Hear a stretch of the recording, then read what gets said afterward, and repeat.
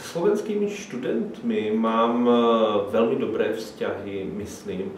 Dvaja sú moji doktorandi a keď sa pozriem tak do histórie svojho vzťahu k ním, môžem ho tak jako nalézt kedysi okolo roku 96,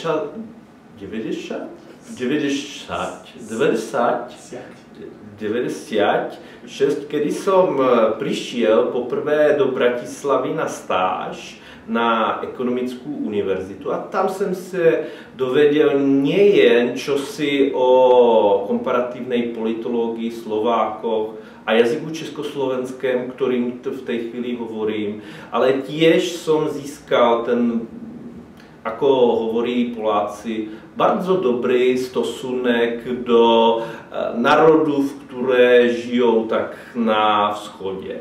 A môžem k tomu vravět, že z toho vyniká, ako tiež hovorí moji kolegovie na půlnoci Polsky, že mám dobrý vzťah k Slovákom.